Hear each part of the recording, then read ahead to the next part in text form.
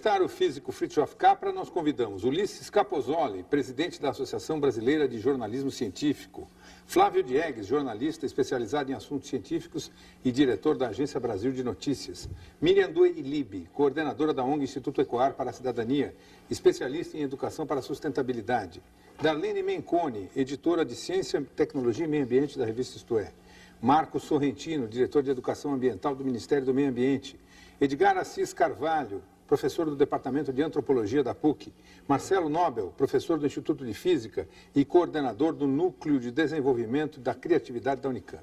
Também temos a participação do cartunista Paulo Caruso, registrando em seus desenhos os momentos e os flagrantes do programa. Boa noite, Fritjof. Boa noite. Há 30 anos, quando o senhor escreveu o primeiro livro que tornou seu nome mundialmente conhecido, O Tal da Física, segundo o senhor próprio relata, aquela ideia de que tudo está interligado, se é que eu estou simplificando bem a coisa, surgiu numa praia dos Estados Unidos, onde o senhor tinha um visual muito agradável. E eu estava ontem numa praia aqui do litoral de Santa Catarina, sul de São Paulo, do Brasil, e não tive insight nenhum, né? Não tive ideia nenhuma, mas vi um carrinho de um vendedor de água de coco, carrinho feito de plástico, que vendia água de coco num recipiente de plástico, e finalmente entregava para o consumidor um canudo para se beber a água de coco de plástico. Uma prova, imagino, de que essa questão da conscientização ambiental não é tão fácil e que talvez o fato simples das coisas todas se interligarem não seja suficiente para que o mundo tome consciência de que é preciso preservar a natureza. E eu pergunto como é que o senhor acha que isso vai ser obtido a curto prazo, porque a verdade é que os problemas estão crescendo vertiginosamente. Antes de responder, eu quero dizer em português que é um grande prazer para mim estar neste programa. Sinto muito que meu português não é suficiente para discutir ideias com vocês em seu idioma, então vou ter que falar inglês. Nenhum problema, nós cuidaremos das necessárias legendas. I think this is a very good story that you start this program with, not only because it relates to me personally when I began this journey, but also because it shows that ecology is not easy. And to say that everything is interconnected is not enough. We need to know more. And this is what I call ecological literacy, the understanding of the basic principles of ecology to understand how nature has preserved life for billions of years, how things are interconnected, to think in terms of networks, in terms of cycles, to think where the energy comes from, to think about the role of biodiversity, and so on. This is sophisticated knowledge. It's also scientifically sophisticated, therefore it's intellectually exciting. And then once we have this knowledge, there's a whole other problem. That is how to translate it into politics, into lifestyles. Because when we learn things from ecosystems, we cannot learn about politics, about democracy, about culture. These are issues of the human realm. And there's a lot of work to be done to translate ecological knowledge into politics and human behavior. Agora, voltando ainda a esse exemplo do vendedor de água de coco, a sensação que eu tenho também é que toda a sofisticação intelectual dos ambientalistas e todos os argumentos que são muito consistentes dificilmente ultrapassam um limite muito claro das pessoas, que é a necessidade da sobrevivência. E esse vendedor de água de coco, eu tenho certeza, não tinha condição, ou não tem condição tecnológica de fazer algo diferente. Ele não tem educação formal, ele não tem emprego formal, e a maneira de vender água de coco ali, até de uma maneira, do ponto de vista, vamos dizer assim, higiênico, melhor do que a média do que acontece nas praias brasileiras e imagino em muitos lugares. Como que se resolve isso? Well, the salesman does have no formal education, but the salesman receives a lot of informal education, because I assume that he will watch television every day. And on television, nothing against your program, which I love, but television, by and large, is dominated by advertising, which tells us that ever more new products will make us more happy. And as a society, both in the North and in the South, we have come now to associate progress with technological progress. So he thinks that going from the traditional machete to just cut the cocoa and then just put in a straw, a natural straw, and drink the water, which is a beautiful process and is delicious, that to have it in a plastic bottle with a plastic straw is progress. So we need to shift also in our educational system to associate progress with an improvement of human well-being with the help of technology, but not an improvement of technology at the expense of human well-being. Professor, eu gostaria de fazer uma pergunta. Professor, neste mesmo livro, o tal da física, o senhor faz uma homenagem a algumas pessoas, John Coltrane, Krishnamurti, e o senhor faz uma referência ao Carlos Castaneda. Eu gostaria de saber que tipo de influência o senhor recebeu do Castaneda nessa sua abordagem de física, nessa sua abordagem de ambiente. Eu pergunto isso porque o Castaneda é, entre a comunidade acadêmica brasileira, um autor muito pouco considerado, muito pouco respeitado. Que tipo de influência o senhor recebeu do Castaneda? Well, this was 30 years ago, and the time was very different. This was at the end of the 1960s, which is not so much a decade, but a whole culture that reached well into the 70s. And in those days, I was very interested in an expansion of consciousness toward the spiritual dimension. I was interested in Eastern philosophies. I was interested in meditation. Castaneda represented a very interesting Western approach to the same kind of wisdom. So I could compare Buddhism and Hinduism and Taoism, which I was studying, to what I read in the Castaneda books. And, you know, frankly, the Castaneda books are very romantic, and they appealed to the spirit of the time. And it really didn't matter whether they were scientifically accurate or not. Castaneda created a myth. He was a brilliant writer, and he created a myth. And with all the myths, you believe to some extent that it was true, to some extent not, but the myth is the important, and it was a very strong and powerful myth. Professor Carlos, eu queria voltar para a pergunta do Marcum. Para realizar essas mudanças em direção a um paradigma mais sustentável, nós vamos ter que promover mudanças radicais no nosso modo de produzir, de consumir, de descartar, de nos locomover, mas também mudanças radicais na gestão, né? Na gestão pública, na gestão das empresas e assim por diante. Eu queria perguntar para o senhor quais são os atores mais importantes para essa mudança e qual o papel das ONGs nesse processo. Well, the way I see it is that in the world today, we have three major centers of power. We have two traditional centers, government and business. And there are many connections, of course, between government and business in both ways, that government can provide opportunities for business, restrictions through laws. Business can influence government through all kinds of legal and illegal ways. And today we have a third major center of power, and that is civil society. The NGOs in the past and civil society in the past were always an interface between the individual citizen and government. And because a citizen cannot very well go to a minister or president and have a talk, so we use political parties, churches, various civic organizations.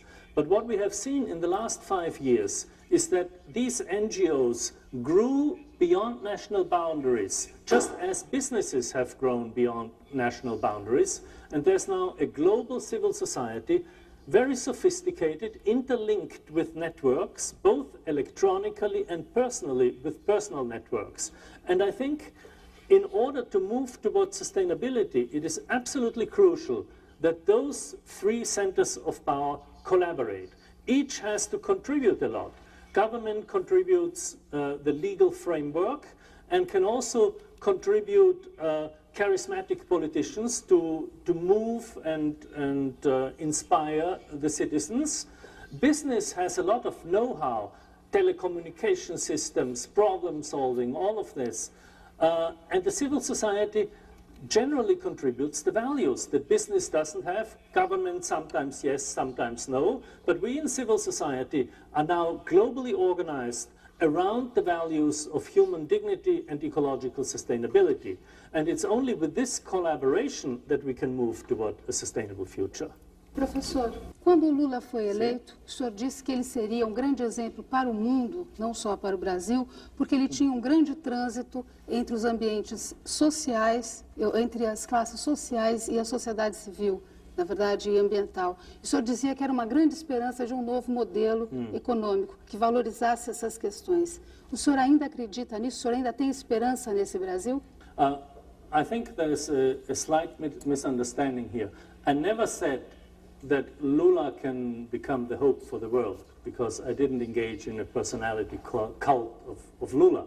What I said was that Brazil could be the hope for the world. Exactly. Because what I just said before, this collaboration of the three centers of power is very active in Brazil, and that is absolutely to the credit of Lula and his government, that they established channels of communication that exist in no major country before. And I know this from personal experience because I've come to Brazil now since the beginning of the 90s. And many people, or some people I knew in the Brazilian environmental movement, in the NGOs, I met again in the MEMA working for Ministra Marina Silva. So there is a channel of communication. There is also this participatory budget making that the PT started in Porto Alegre and hopes to expand.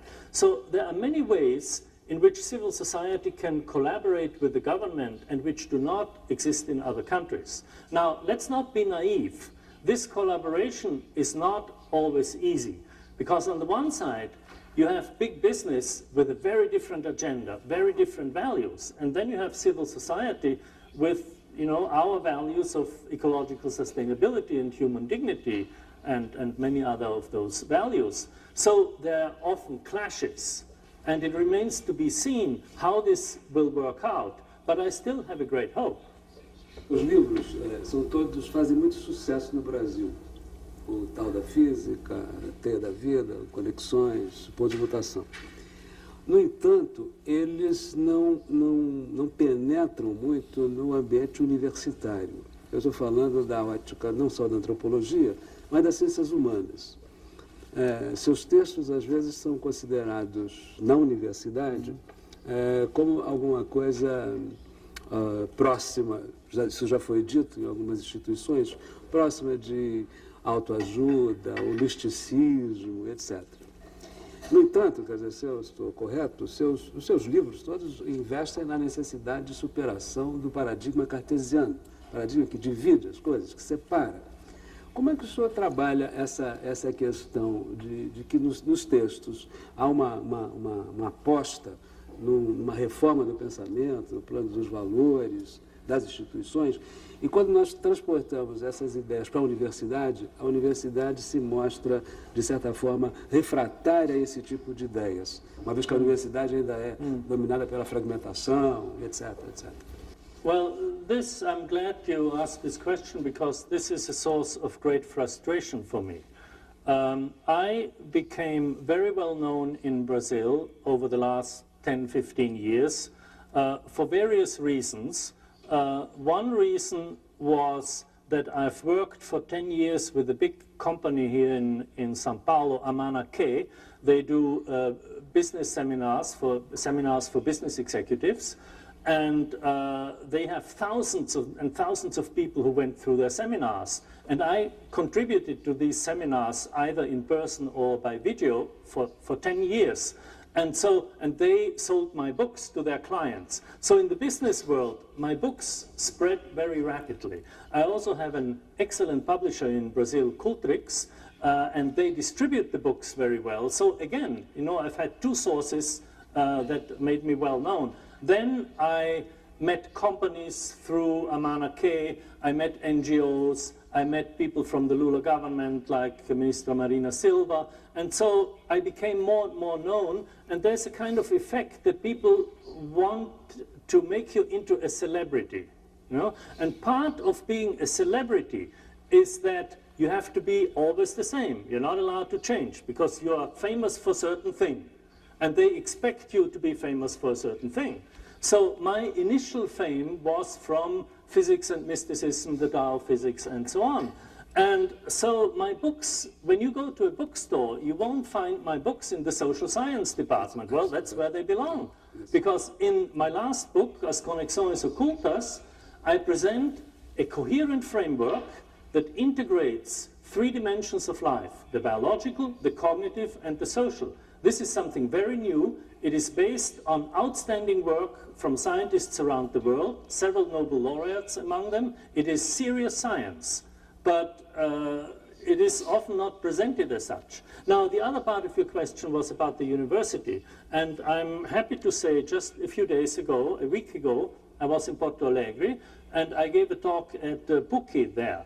And the rector was there, and the professors from the major departments were there, and we discussed how to integrate teaching, how to introduce systemic thinking, and how to start courses that present these unified, integrated approach. And they told me that at that university, they're doing a lot about this. But the fragmentation at most universities is really serious, because it's not only an intellectual fragmentation, it's also economic and political. You cannot publish things in a multidisciplinary journal, because if you want to make a career, because these journals are not very reputable. The journals are fragmented, the grant money is fragmented, so if you apply for a grant, you cannot apply for a grant in, you know, ecology, something socio-ambiental. If you use that word in a grant application, you won't get any money. You have to be precise, fragmented. So it's hard to overcome that, but that's what we need to overcome. Quando publicou o Tao da Física, Fritjof Capra fez um paralelo entre a física moderna e o misticismo oriental. O ponto de mutação trouxe a ideia de que as forças de transformação do mundo podem representar um movimento positivo de mudança social. Pertencendo ao universo, fez explorações nas fronteiras da ciência e da espiritualidade. A Teia da Vida propôs uma nova compreensão científica dos sistemas vivos, assim como as conexões ocultas buscam a compreensão da sustentabilidade da vida como fator de sobrevivência humana. Em seus trabalhos, Fritjof Capra vem mostrando como a revolução da física moderna aponta para uma revolução iminente em todas as ciências, o que nos levará ainda mais a mudanças. É o tema com o qual retomamos o programa através da pergunta da diretora de teatro, Bia Lessa.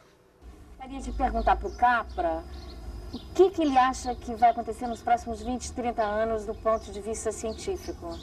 Já que, sei lá, a ciência é a grande revolucionária, acho que dos últimos tempos, assim, ela mudou os conceitos mais primários, mais primitivos, a ideia de você ter um filho sem ter uma relação sexual, a própria criação da ovelha Dolly, agora a própria ideia da transformação da morte, da possibilidade de você, como é que fala, de você transferir a sua memória. Então a própria ideia da morte, que é uma coisa que a gente nasce com ela, né? Para tudo tem cura, menos para a morte, até isso agora está sendo questionado pela ciência.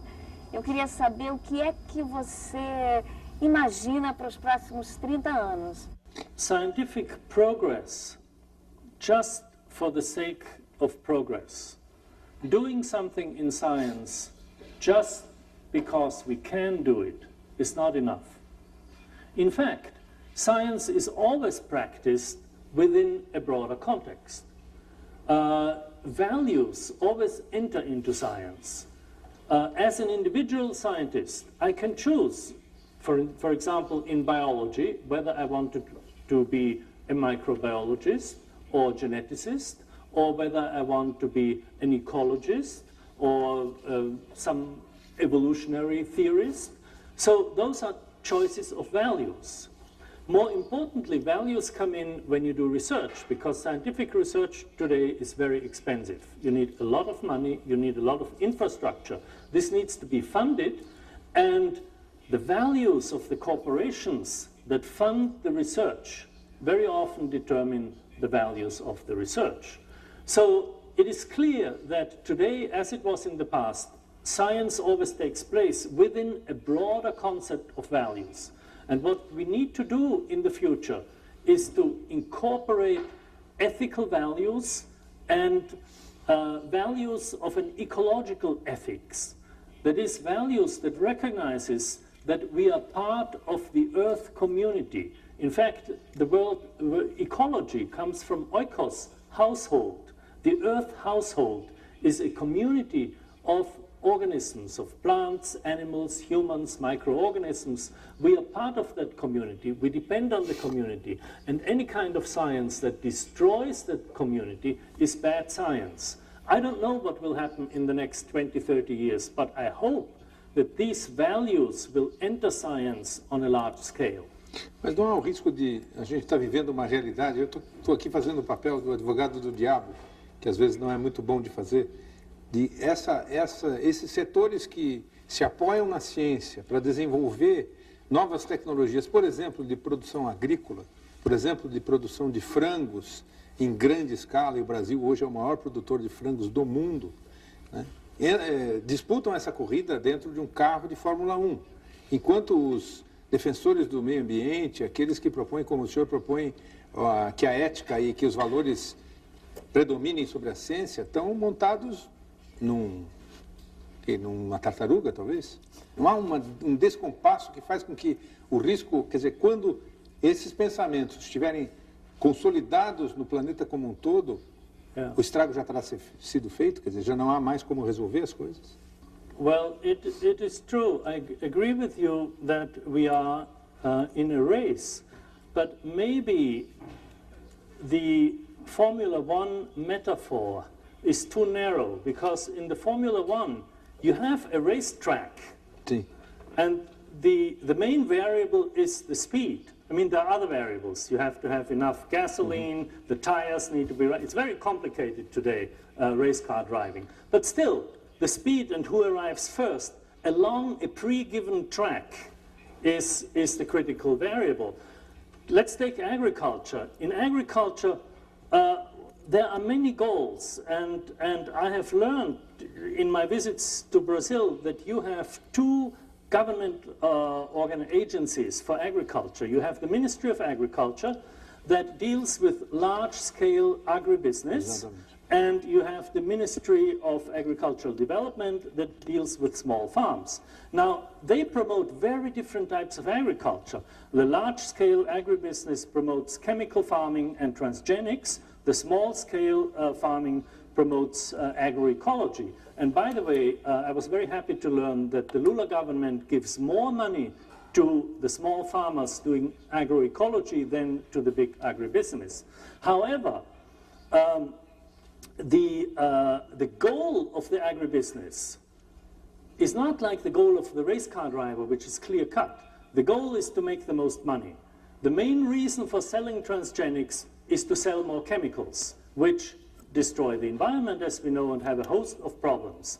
If the goal is well-being of Brazil, even economic well-being, then the road of transgenics is a recipe for disaster. Let's take soybean, for instance. We know today that the yield of transgenic soybean is 6% below the yield of conventional soybean. So it's economically a step back.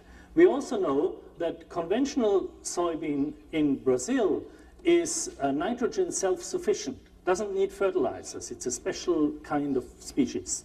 The transgenics need fertilizers, which means that the cost of producing them is more expensive. And if Brazil went to transgenics completely, it would lose the competitive advantage it now has in the world. So just from the economic point of view, it is not clever to do that. From an ecological point of view, there are huge problems: soil degradation, deforestation.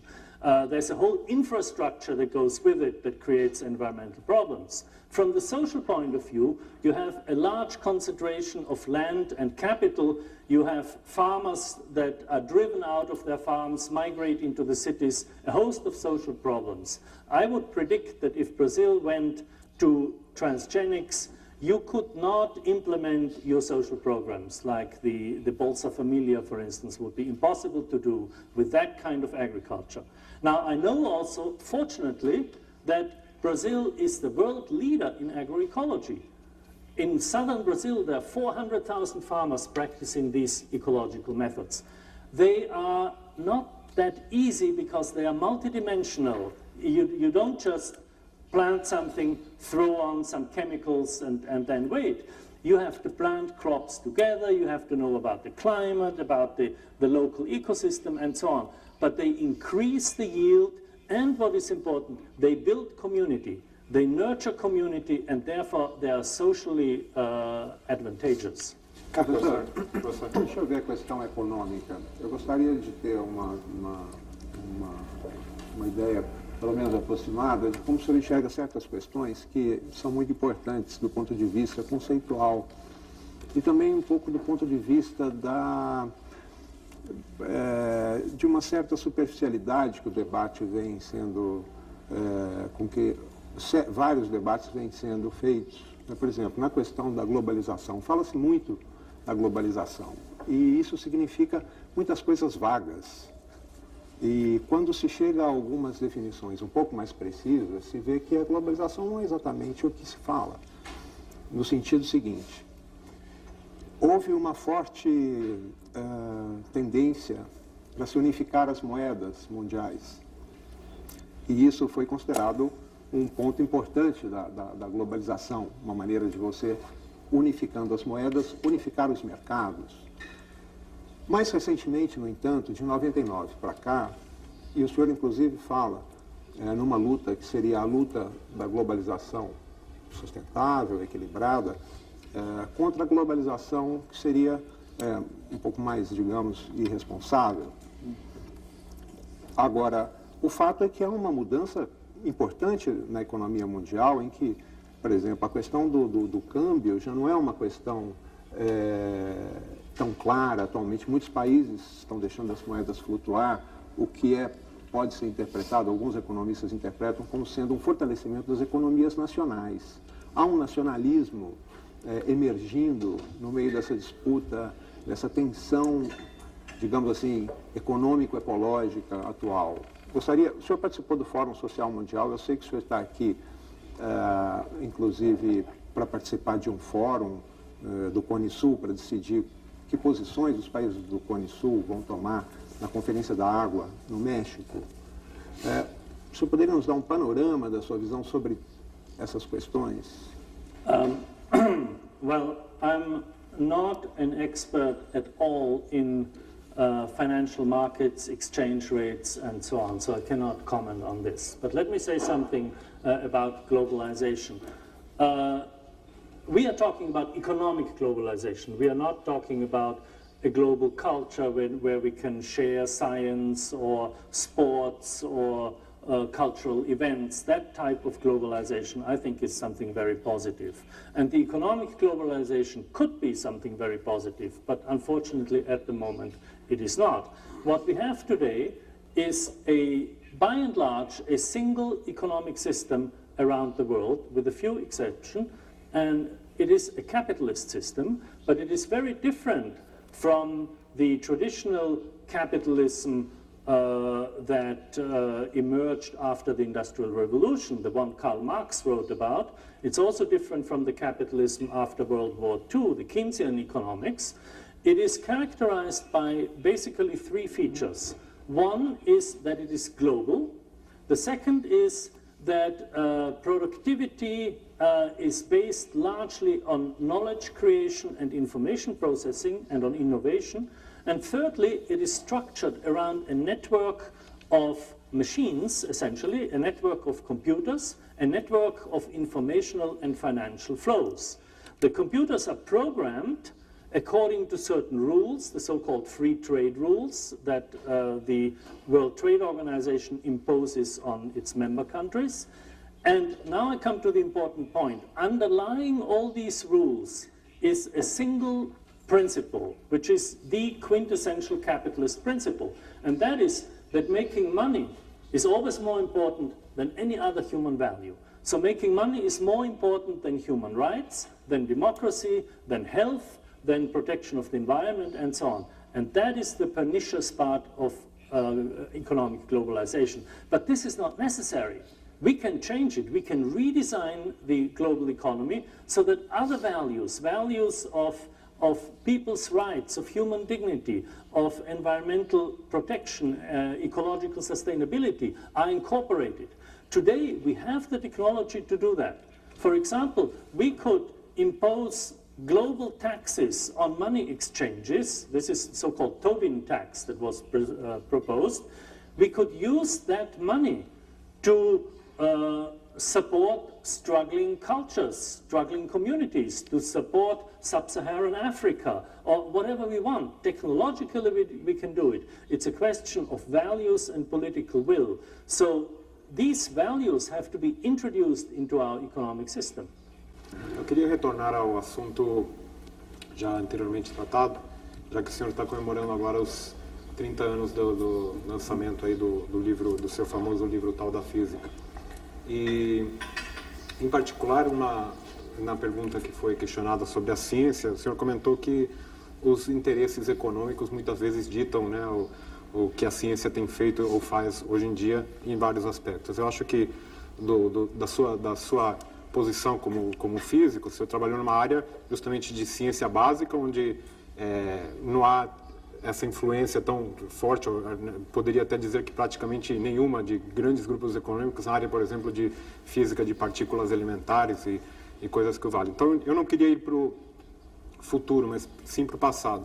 Nesses últimos 30 anos, assim como a ciência de uma maneira geral, a física também fez enormes progressos, mesmo nessas áreas fundamentais, essas áreas de ciência básica. E diversas teorias que o senhor coloca ali que estavam na moda na época que o senhor escreveu o livro, têm sido modificadas, testadas, algumas delas eventualmente até refutadas.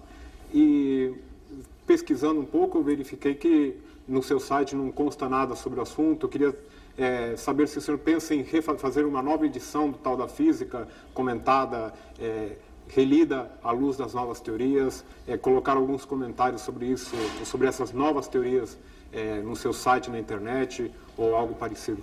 Well, let me first just make a brief comment on the influence of industry on physics.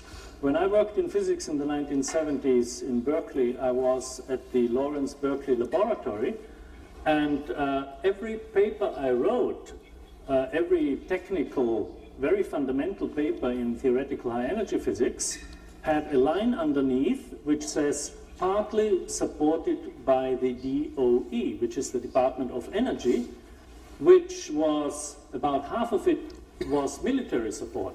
So indirectly, my papers, which had nothing to do with the military, were supported by the military. So the influence is there everywhere. But now to the more interesting part of your question.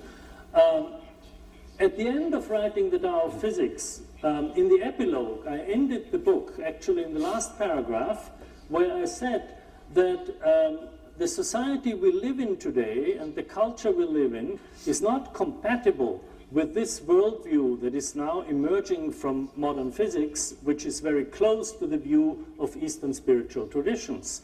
And in order to change this view in society, we need a veritable revolution. Now, in the subsequent years, in the late 70s and early 80s, I was still working as a physicist, but more and more I explored this new vision of reality that was also emerging in science. First in many other sciences, and then also in science. And that's what I wrote in my second book, Au Ponto de Mutação. And I realized while I was doing this research that physics could not be a model for these broader social changes because they all had to do with life. Whether you talk about health, or education, or ecology, or the management of business, or the economy, politics. All these are living systems, individual organisms, social systems, ecosystems. So in the mid-80s, I left physics and I went into the life sciences and especially ecology. And this is now 20 years ago, and I haven't gone back to physics, so I couldn't write an updated version. Also, I don't want to do it because the Tao of Physics is now a classic, and I think it should stay the way it is. Ao contrário do que já foi falado aqui, a minha experiência em quase 30 anos de universidade pública no estado de São Paulo, vai na direção da importância da sua obra no meio acadêmico. Ela contribuiu muito para a emergência e para o fortalecimento da pesquisa qualitativa, para a emergência e fortalecimento do ambientalismo dentro da universidade e para a educação ambiental. Então, a sua ousadia de procurar a convergência ajudou na questão da transdisciplinaridade, da interdisciplinaridade, da transversalidade do conhecimento, do diálogo entre saberes.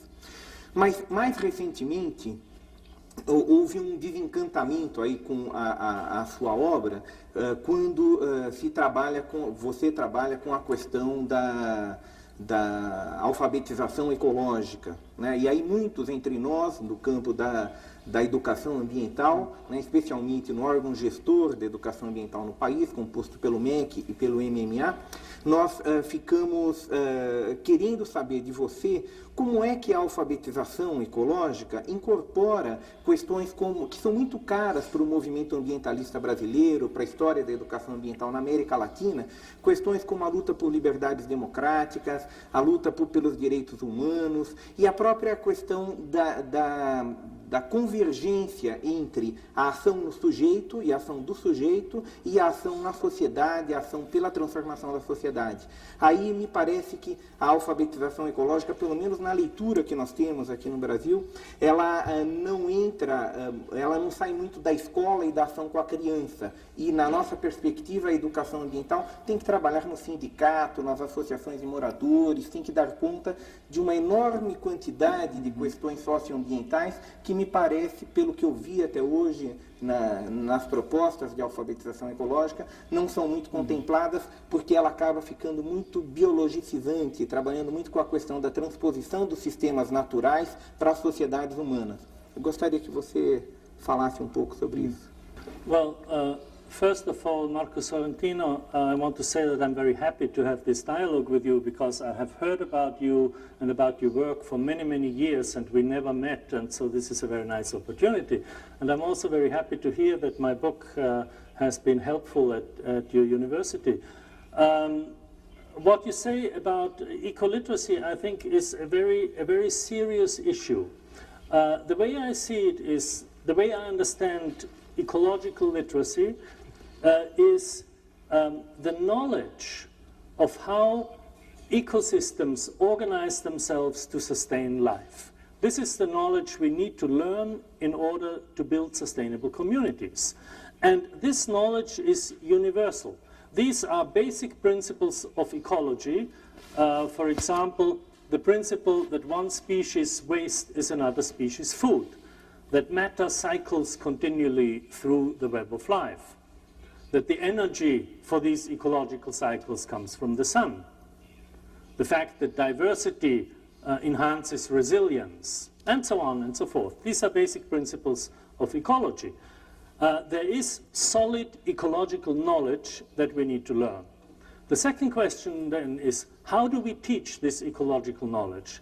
And we have in California, with the Center for Ecoliteracy, we have developed a certain pedagogy which is appropriate to the region of California where we operate. We consciously limited ourselves to a bioregion. And in different countries, in different parts of the world, the pedagogy needs to be different necessarily for two reasons. Because the ecosystems are different. A tropical ecosystem is not the same as a school garden in Northern California. And the culture, the social and political traditions are different. Now, I have noticed in my visits to Brazil that education in Brazil is very strongly linked with the idea of emancipation. And I think this is the tradition of Paulo Freire, that you have this link. And so in order to teach eco-literacy, you need to do it naturally within that Brazilian framework. And recently I have thought about this with some regret, because I wish we did this stronger also in the North, because just now in the United States, we need a lot of political emancipation. With the current Bush administration, we need a lot of emancipation. And so we should emphasize this stronger. Now, I'm not saying we don't do anything social. We have programs in very poor communities where we talk about building community, about creating social relationships, but that idea of emancipation is not central to us. And maybe inspired by this, I can bring it more into the center. I hope so. Nos seus diversos livros, Capra fala de filosofia e ciência e, ultimamente, tem se concentrado em questões ecológicas e ambientais, que é o tema da próxima pergunta para ele. Boa noite, Sr. Capra. Em sua primeira visita ao Brasil, em 1992, o senhor concedeu uma entrevista na qual aventava a possibilidade de ocorrência de catástrofes ambientais no século XXI. Por isso mesmo, o senhor considerou a década de 90 como crítica. Ou nós adotávamos posturas radicais para a mudança dos nossos paradigmas, ou caminharíamos rapidamente em direção a um ponto de não retorno. O que mudou nessa lógica? Os anos 90 nos proporcionaram algo de bom, de forma que as suas previsões são mais otimistas, ou o senhor acredita que nós estamos ainda caminhando rumo à eminência desses desastres? Well, the development during the 1990s was very surprising to me and to many cultural and political observers. At the end of the 80s, we had a situation where there was a worldwide environmental movement. There was a worldwide green movement starting from Germany in the beginning of the 80s and then spreading over the world, where these environmental policies and these policies of a new paradigm were implemented politically with green politicians in parliaments around the world. And there was a very strong mood in the population, at least in the north where I live, in Europe and North America, to really start some serious changes in society. What happened then in the 90s was a consequence of the information technology revolution, which not only gave rise to this new global capitalism, but also to a kind of new materialism, a kind of new consumerism with all these electronic gadgets. And also, I think, the fact that the environment was now very different, a whole electronic environment, computerized environment, allowed companies to make transactions much faster. Everything was speeding up. And the sort of natural obstacles against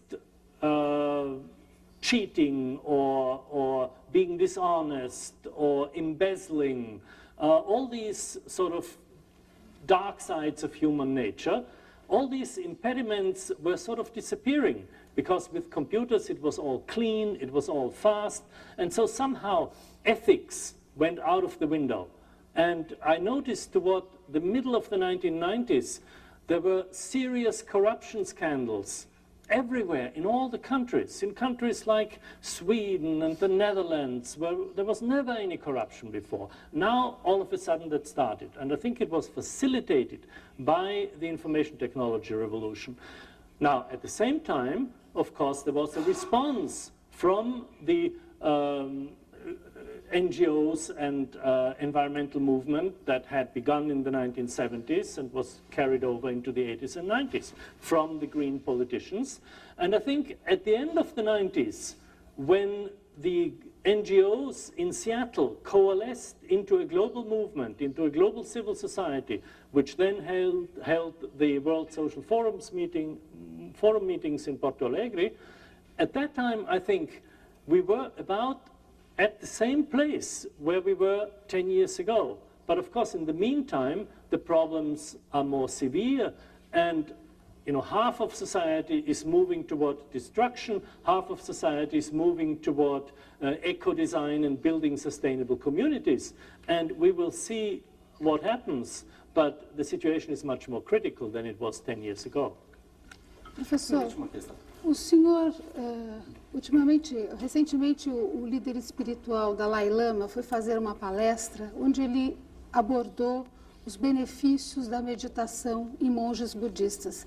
E a comunidade científica protestou muito. Gostaria de saber a sua opinião sobre isso. E também por que é que práticas orientais estão se disseminando tanto nessa cultura altamente tecnológica em que vivemos? Well, I think this is part of the cultural shift that began in the 1960s. And then continued through the 70s and 80s.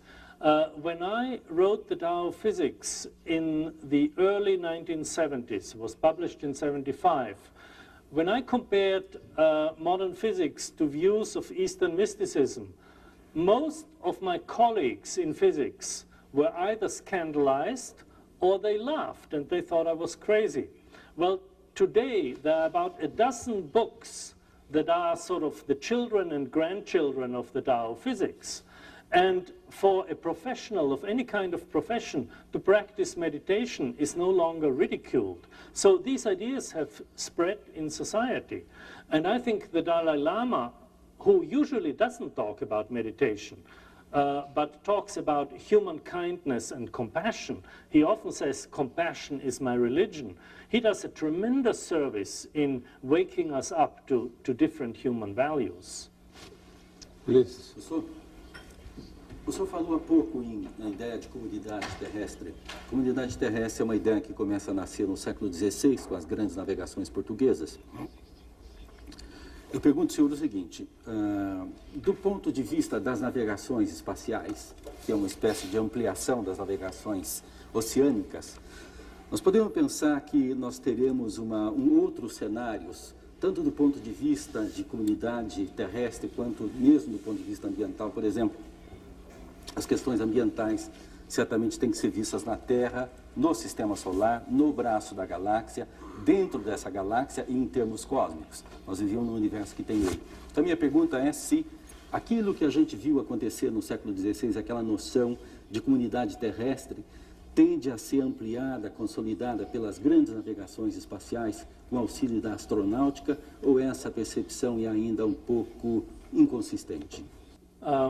I don't believe in space travel as a solution to our problems. I think space travel is something very exciting if we have the finances to afford it, which we don't at the moment, but if we do, it's something very exciting.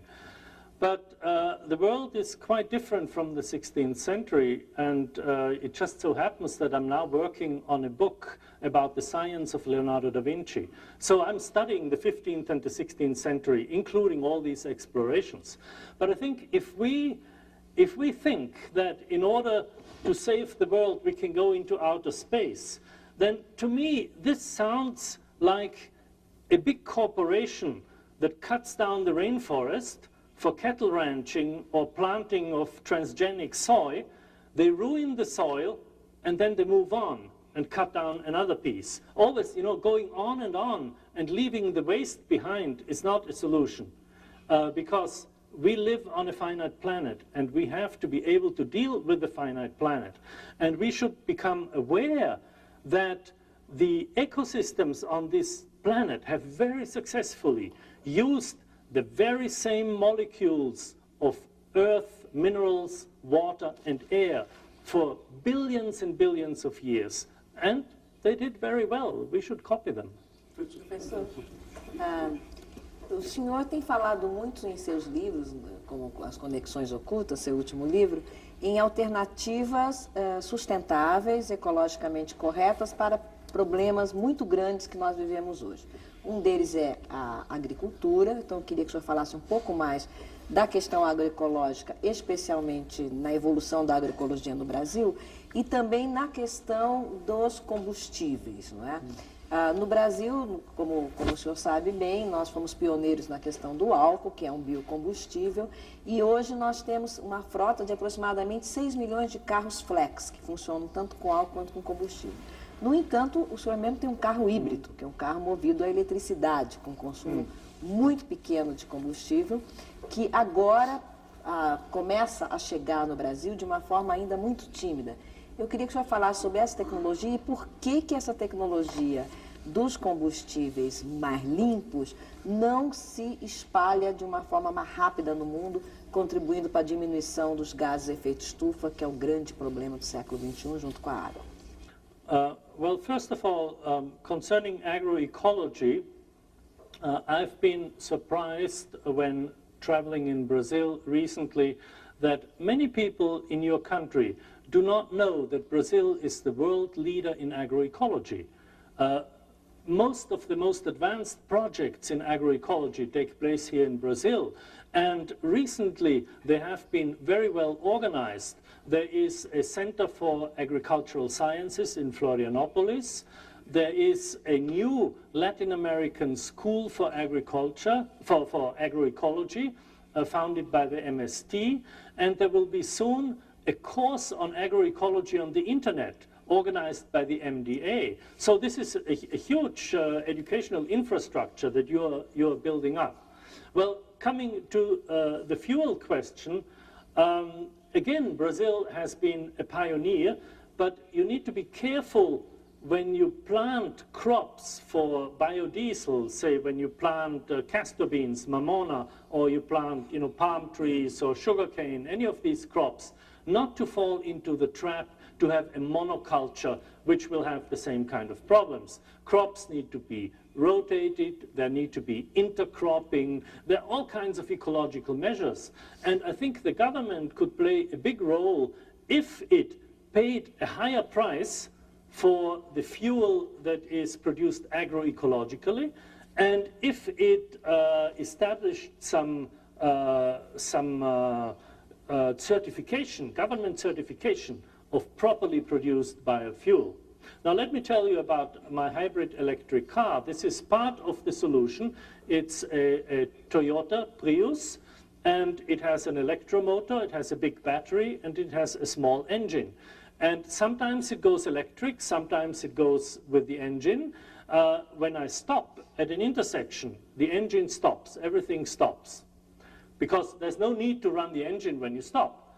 When I go downhill or when I brake, the brake energy is converted into electric energy and led to the battery. So I gain energy when I brake. Well, this car uses about half the fuel that a standard car uses. I don't know the units now, but when people at home tell me gasoline is so expensive now, it's $3 a gallon, I say, I don't pay that, I pay half. Because statistically, I do pay half. But, you know, the problem is there's a huge car industry. In the US, it's in Detroit, and they spread all kinds of rumors. So when I go to my friends and family, extended family, and tell them about the Prius, they say, well, I hear it doesn't go uphill very well. Or I hear it doesn't accelerate. It actually accelerates faster than other cars because it starts electric and the torque is bigger. So it accelerates faster, it goes uphill very well, it is very comfortable, it's driven like a standard car but at half the price. So, I mean, this is the future, but again, the fact that the solution exists technically doesn't mean that it spreads. It's also a political issue. Você, há alguns anos atrás, você participou de um debate internacional chamado Arte, Ciência, Espiritualidade e Economia numa Sociedade em Mutação. Tenho a impressão que era esse o título.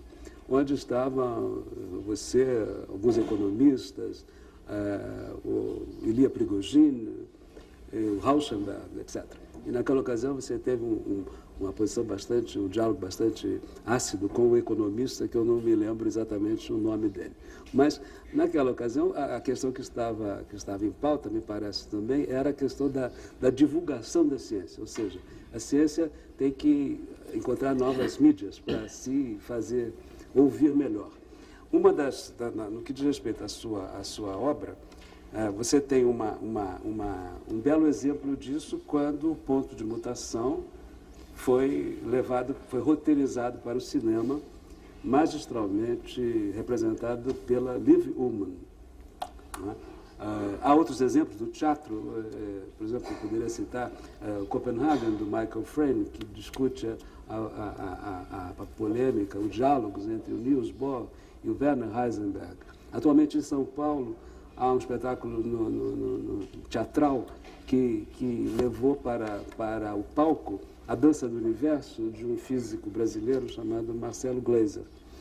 Você pensa que seria possível você pegar a sua obra e transferi-la para uma mídia teatral ou cinematográfica, ou você acha que com o Ponto de Mutação você não pretende mais fazer isso com a Teia da Vida ou com Conexões? Você pensa em alguma experiência cinematográfica ou teatral, no caso?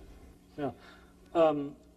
I'm not a filmmaker, and for me, this was a very difficult experience. My brother is the director. He created the film, and I co-produced it with him and worked very closely with him. But it was funny because in my books, I promote a unified, holistic view of the world. And when you experience how a film is made, it's not filmed in sequence. It's cut up into small parts. So the whole dialogue that I had written was cut into small fragments. And fortunately, they managed to put it together again. So it was good. I'm not planning to make films, but my brother is working on a sequel to Mind Walk, on a Mind Walk 2 about globalization. So this will be, again, based on the hidden connections. And just before I came to Brazil, the month before, I got a letter from somebody in the United States who said he wanted to write a script for theater, for a play, because he says that these books can actually Mind Walk. He wanted to transform Mind Walk into a piece of theater, and I think it would be great. It could be fairly easily done. I'd like artists playing a role in helping us communicating these things. I was very enchanted by Michael Frayn's play Copenhagen, which I saw in London, and then I happened to be in São Paulo when they played the Brazilian version in São Paulo, and I went to the opening and met the actors backstage, and it was a great evening for me. Queria registrar o endereço do site do professor Capra, que é www.fritjofcapra.net, onde você pode obter mais informações sobre o trabalho dele, o endereço de contato com o professor Capra, enfim, ter mais acesso, já que a rede nos permite essa facilidade. Professor, uma das dificuldades que eu imagino que há em relação a esse tipo de abordagem que o senhor faz é o fato de que os cientistas, de modo geral, trabalham a partir de uma base muito simples, ou muito, vamos dizer assim, estrita, que é de tudo aquilo que pode ser comprovado. As coisas que podem ser comprovadas, os testes que podem ser feitos no laboratório aqui ou do outro lado do planeta, e em iguais condições chegar ao mesmo resultado, são considerados ciência. Tudo aquilo que escapa desse limite, que é no campo da ciência exata, obviamente, não estamos falando das ciências humanas, é um pouco colocado no plano das intenções, das ilusões, ou até mesmo das ideias sem comprovação. Como é que é possível, digamos, sustentar as ideias que o senhor defende dessa inter-relação das coisas como um todo na base da comprovação? Ou não é possível fazer isso? This is a really fascinating question to me about the history of science, and we could talk for at least half an hour about this because it's really a complex question. I tried to be very brief. Modern science originated in the 17th century with the so-called scientific revolution with Galileo, Newton, Descartes. Sí. And both Galileo and Newton believed that science, physics, could be completely mathematical. And if they just discovered the basic mathematical laws, they could derive everything from them. It turns out that Galileo actually didn't do many experiments. He did some, but not many, because he thought once he had the mathematics, he could derive everything from there. Now, the question of proof is a question of mathematics. In mathematics, you use rigorous proof. The way we understand science today, at least among leading scientists, is very different. Science does not deal with exact things that you can prove. Science is always approximate, is always limited. Because since the world is totally interconnected, in order to explain any particular phenomenon, you have to show how it is linked to all the others. And you can never do this completely. And therefore, scientific knowledge is always approximate and limited. What we do in science is we design scientific models or theories, and then we decide how good they are, how well they describe reality. And that decision is a consensus decision, either explicit or implicit among scientists. It's a collective enterprise, but it is never a rigorous proof. It's only in the popular opinion that we think scientists can prove everything. But within science, the view is quite different. Marcelo? Eu gostaria de retomar a questão que apareceu antes do intervalo sobre a divulgação científica de uma maneira geral, talvez nessa concepção um pouco mais ampla que o senhor está colocando agora. E um local nos Estados Unidos e na Europa, um dos locais privilegiados onde é feita uma boa divulgação científica é nos centros e museus de ciência em particular. E nesses locais, por exemplo, há excelentes programas de educação ambiental, excelentes programas de alfabetismo ecológico, como o senhor tem atuado ativamente. Aqui no Brasil, esse movimento de centros e museus de ciência é ainda incipiente, porém crescente. Eu queria que o senhor comentasse um pouco o que o senhor acha da importância da existência desses locais para a divulgação, para a educação não formal da ciência e da tecnologia, e, de um modo mais geral, sobre a divulgação científica de uma maneira geral, como revistas de divulgação científica, a mídia de uma maneira geral. Então, que o senhor fizesse um comentário genérico aí sobre a questão da divulgação científica especificamente. Well, today we have different sections of society that disseminate different kinds of sciences. We have the big scientific institutions such as MIT and Oxford, Berkeley and big universities. And we also have a lot of civil society institutions. In the civil society, we don't just go to the World Social Forum and meet and talk about projects and we demonstrate in the streets. We also have our scientific institutions. We also have our journals. To give you just one example that I know from the United States, the Rocky Mountain Institute is directed by Amory Lovins, who is perhaps the foremost energy expert in the world. And they do a lot of scientific work about energy. Another one is this Center of Agricultural Sciences in Florianopolis. A friend and colleague of mine, Miguel Altieri, works there.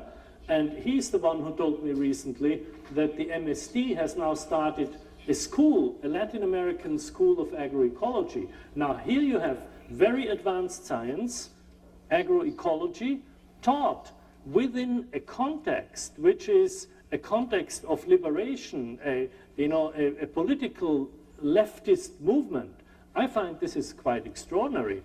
And there are many places in Brazil where this is happening.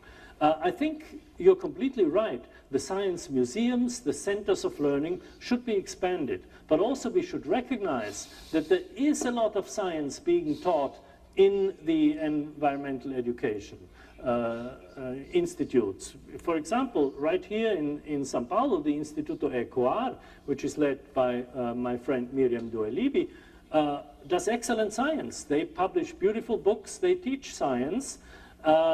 It's not a university, although they cooperate with universities. So there are many channels today where science is being taught, and all of them need to be expanded. Marcos?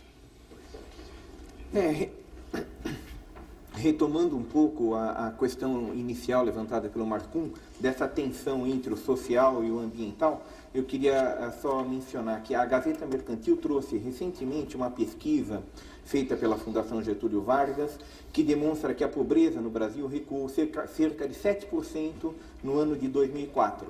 É a maior queda desde 1992.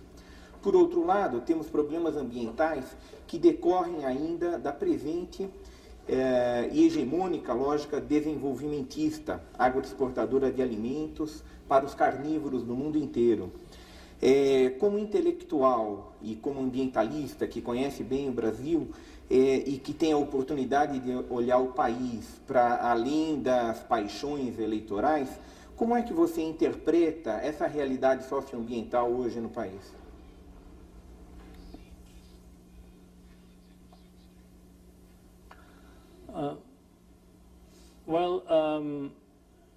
It is difficult for me to comment on the details of Brazilian politics, although, I come here often, I don't know the details all that well. But I did notice that when President Lula was elected in 2003, he faced tremendous problems because there was almost a worldwide conspiracy against him. The major global financial institutions didn't want a leftist, a union leader, a worker to decide about the financial policies of Brazil. And you will remember the real was at, I think, $4 or something around that time. Now it's closer to $2.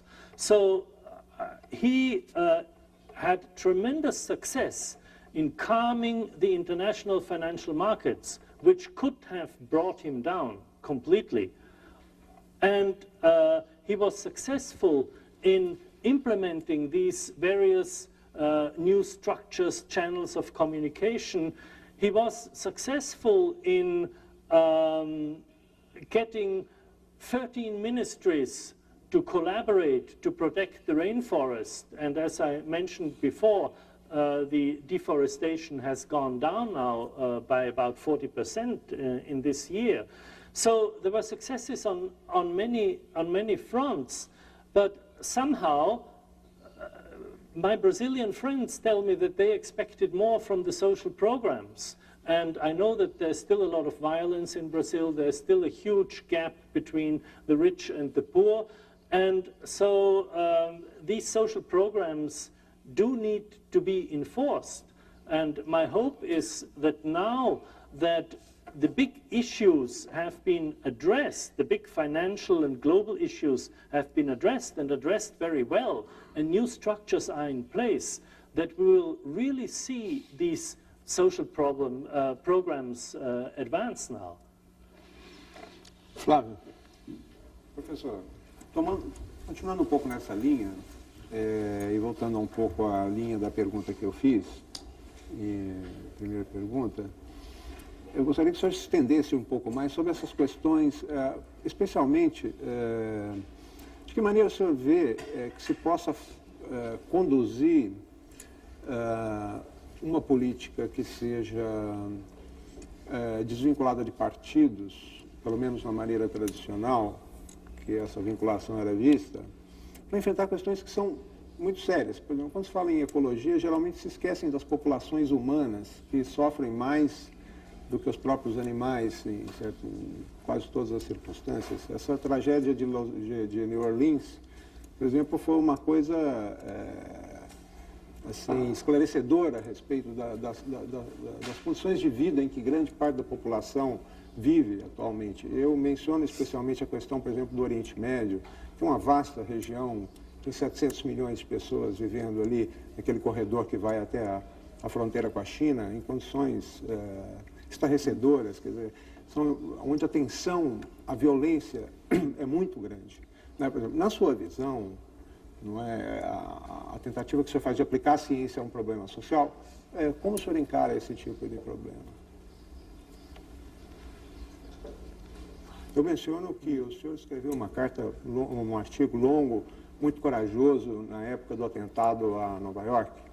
É um artigo importante e corajoso, porque foi logo depois do episódio, e o senhor não deixou de atribuir aos americanos uma parcela de culpa pelas suas políticas inadequadas com relação ao Oriente Médio. Yeah, this article is published on my website, and I think what we need, if you look at the big picture, all these problems you mentioned, my feeling is that what our politicians need most is to learn how to think systemically. For example, let's take energy. The US economy runs on petroleum, and petroleum is has carbon emissions when we drive our cars, when we run our factories, that contribute severely to greenhouse gases, which contributes to climate change, which causes these very heavy hurricanes, inundations, heat waves that we have seen in the recent years. Now, it would be very easy for, let me just talk about the US. It would be very easy to increase the fuel efficiency by a few percentage points. The figure is 3 miles per gallon. It would be very easy to do this with our cars. This would have the consequence that the US would not need to import any oil from the Middle East. But instead of doing that very easy step, the Bush administration prefers to fight a war, to attack a country that hasn't threatened it, to kill tens of thousands of people, and to cause tremendous problems, to nurture terrorism in that country where it hadn't existed before. Now it's a hotbed of terrorism, and is exported. And they don't see that their policies are the background to the terrorism, because there have always been terrorists in the world, but they need popular support.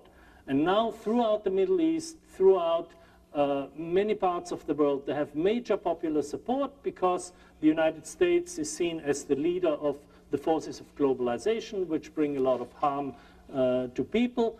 And so terrorism is nurtured through these policies. But politicians don't see that. They have this simplistic view that there are bad people there as if they operated in a vacuum, or there are natural catastrophes. We have nothing to do with them. Well, all these things hang together. This is why we need this systemic thinking. Professor Capra, queria agradecer muito a sua entrevista e também aos nossos entrevistadores e a você que está em casa, convidar para estar aqui na próxima segunda-feira, 10h30 da noite, com mais um Roda Viva. Uma ótima semana e até segunda. Muito obrigado. Obrigado. Tá certo.